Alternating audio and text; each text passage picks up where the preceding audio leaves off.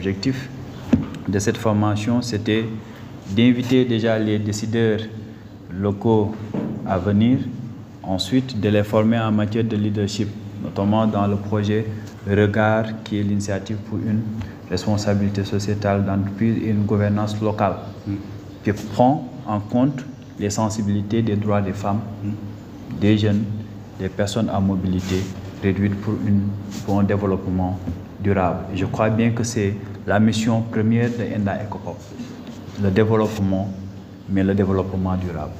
Donc vous remercier, à mon tour de vous remercier pour la tenue de cette formation qui a été riche, très riche, à juste entendre les témoignages des uns et des autres.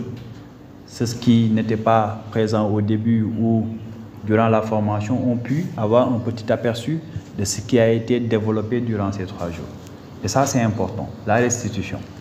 Le fait d'avoir restitué ce que vous avez retenu lors de ces 3 jours a permis à certains qui n'étaient même pas là de savoir réellement qu'est-ce qui s'est passé et de savoir la quintessence même de la formation. C'est pour dire à quel point le formateur a été pédagogue et que également les participants ont été attentifs. Ça, c'est important.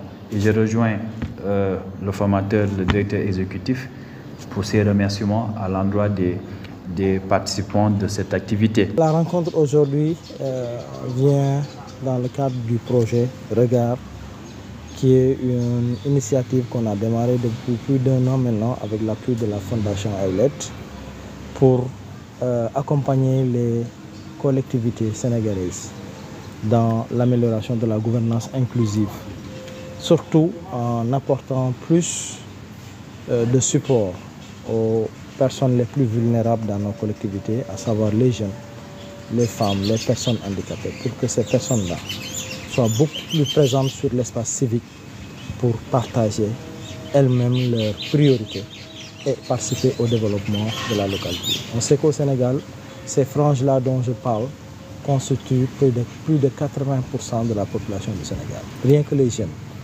les moins de 35 ans au Sénégal font aujourd'hui plus de 70% de la population. Est-ce qu'on doit aujourd'hui faire sans eux? Je pense que non. On est tous convaincus qu'ils doivent participer de façon plus active et c'était la raison pour laquelle on avait mis en place ce projet pour accompagner les collectivités à plus travailler, collaborer et impliquer ces personnes-là dans la gouvernance locale. On a commencé depuis 1 an en commençant à en faire une situation de référence sur aujourd'hui quel est l'état de la gouvernance inclusive, quelles sont les difficultés qu'ont les collectivités locales sur la mobilisation des ressources, quelles sont les difficultés qu'ont les organisations de femmes, de jeunes, de personnes handicapées.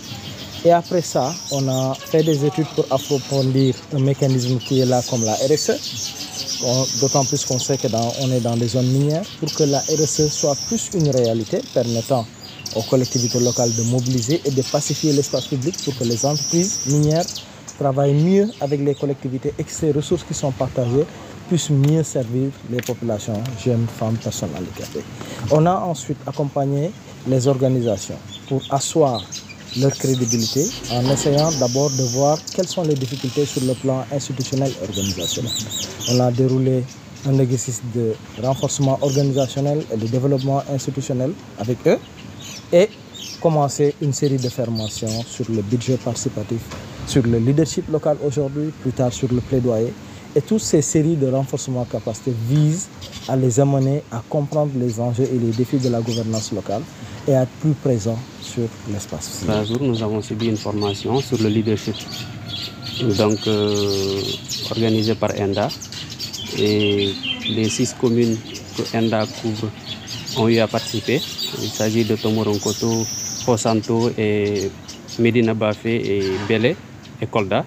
Donc pendant ces 3 jours, nous avons eu à découvrir c'est quoi devenir un leader, quelles sont les compétences qu'un leader doit avoir et surtout dans notre milieu local, comment en tant qu'agent municipal, en tant que conseiller, en tant que OCB, quelles sont les compétences qu'on doit s'armer pour mieux faire notre travail.